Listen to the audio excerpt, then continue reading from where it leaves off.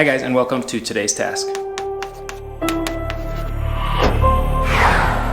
For today's task, it is going to be the most simple task of your life, but it is the most important. We are coming to a point in this house where we are getting ready to put sheetrock up, and there are a lot of things you need to have done before you put sheetrock in. You need all of the walls obviously set, you need electrical all the way ran, you need plumbing all the way ran, and you need to protect all of the things that are inside of your walls. That's the one step that a lot of people, I think, don't think about all the time. I'll tell you a quick story. When my brother-in-law remodeled his home, he started pulling off all of the trim, and that's just fine. He was getting ready to put up new, nice trim, but for some reason he started to notice water leaking, and that's because when the trim initially got put up, the plumber took the nail, put the piece of trim in, and hammered it in, and it went into the water pipe. Now, it was just fine because it's sealed by some miracle. Normally that doesn't happen, but when he pulled that nail out of the trim, it exposed the leak that was there from the building of the house, and then he had to come in and cut that out and have a plumber come in and fix that, which ends up being a lot of work. I don't want to redo any of this plumbing. I don't want to pay somebody to redo any of this plumbing or electrical work, so I'm protecting it, and we're protecting it with this simple tool, a drill plate. The purpose of these drill plates is to protect all of this plumbing, and if it's in place, when they try to put a sheetrock screw in, it will just sit and it will spin there. It won't go into this metal plate, so they'll know, oh, I got to come up a couple inches or go down a couple inches to make the sheetrock seat around this. A really simple device, and it works really, really well, and they're even simpler to install. So in order to install, you take the teeth, locate them, not very difficult, center it above and below, and pound in.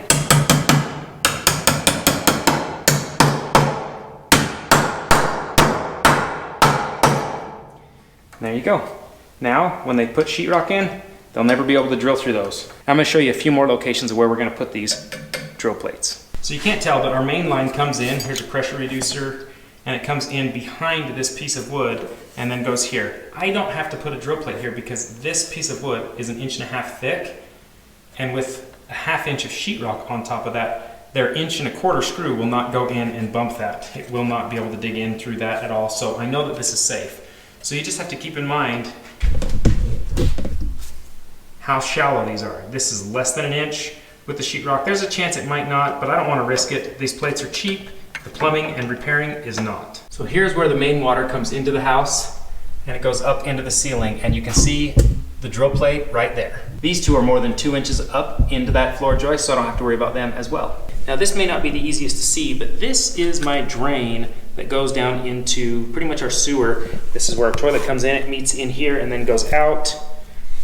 There definitely has to be a cover plate there because we do not want any sewage lines hit. So we've got one there as well. Today's task is really about details that need to be done before sheetrock puts in, because once sheetrock's in, you don't want to change anything. It costs you a lot to change stuff, and then your walls aren't smooth and perfect and all that. So you really need to take the time before you put sheetrock in and be ready. One thing I like to do is go through all the electrical. Now I will be doing all my own electrical, but you as a homeowner, if you're building a house, you really want to go through and see where they've put electrical boxes. Typically they'll put 1 per wall, or maybe 2 per wall if it's a long wall, depending on that kind of thing. But I like to put extra in because it only costs a little bit more for the parts. It doesn't cost much more for the labor for your electrician, but it will give you so much more convenience. And in this day and age, when everybody has a charger and a cell phone that needs to be by their bedstand, you need to really keep that in mind. If an electrician came in here, the electrical plan would probably show to just put an outlet on this wall. There's 4 walls, 1 on this wall. But me as a homeowner and as an electrical user, I thought, okay, I know I'm gonna have the master bed here and 2 nightstands. I do not want those homeowners to not have a place to charge their phones, so I put 2 boxes there. So I doubled it in this area. That's one of the things that I took the time to think about, and it's not that hard for you as a homeowner to go back through and say, oh, this is kind of the rough arrangement of what we want things to be, so this is what I'm gonna do. One thing to think about as well before sheetrock is on these walls is you need to think about your TVs. Where are you gonna be putting a TV in this house? I know that this is probably going to be a TV wall for a master bedroom. If it was my bedroom, that's where I'd put the TV. And so I went through and put 2 boxes. I put one that is strictly for power, and then the other one which is for data, because you may be connecting, say, an Apple device or a streaming device or whatnot, and I need to bring the data up here and I need to bring power up here. Also, we're going to put backing right here. wood block backing, so I know I've got a good place to mount my TV to. I have one last thing I need to show you. When we framed this wall, we put in what we call a California corner. That means a stud that is straight on the end of it, you can see, and then one that is perpendicular to it. And I'll tell you exactly why. This creates a corner for my sheetrocker to attach to. He needs to be able to drill down this line, and he needs to be able to drill down this line. And if you do not have backing for all of that, he can't attach it properly or securely. There's nothing here, so I actually have to take a board and put it here and here for backing.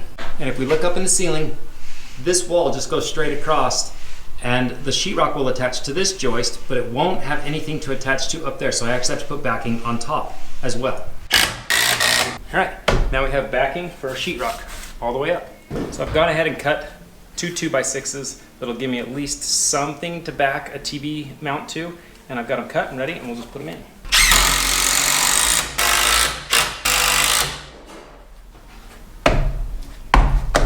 Hang as big a TV as you want from that. It's not coming down. We're gonna put one on the other side as well. And since I know I'm gonna be using screws here, a little trick to hold them in place. Put it where you want it. Just a little tap.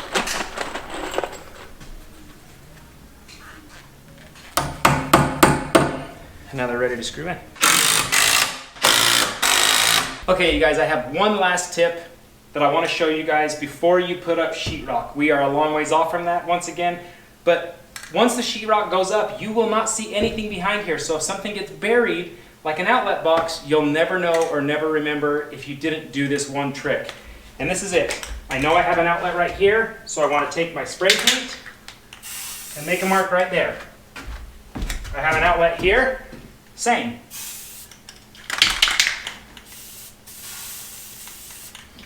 I make a little mark by each outlet so that I know that there is a box there that I've got to find. And especially when it comes to outlets, I know that they're all placed a foot above. And so that's what I'm looking for if I have a little white mark there, is a 1 foot high hole in the wall, and we'll be able to find it. You guys, today's task was just simple tips and tricks that I've learned over the years to help you be ready for sheetrock when it's coming, and also to make sure that you have no problems after sheetrock's been put on, because once it's on, you don't want to mess with it. I love that brand new smooth wall look, but if something's been forgotten or messed up, you got a plumbing problem, electrical issue, or an outlet missing, and you've got to dig into it to find it, it's just gonna ruin that finish. So these little tricks help it stay nice and finished and ready for when you're moving on to stages in the construction process. If you guys liked today's video, give it a thumbs up. If you're new to the channel, subscribe. And if you want to be informed on everything we're doing on this house, on all the projects we're working on, hit that notification bell so you don't miss any of the videos we put out every Friday.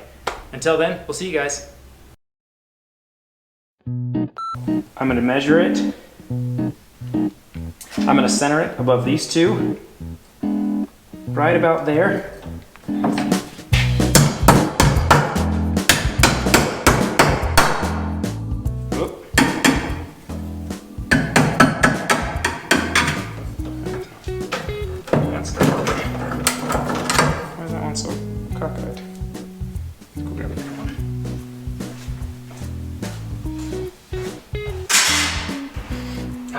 Skunk.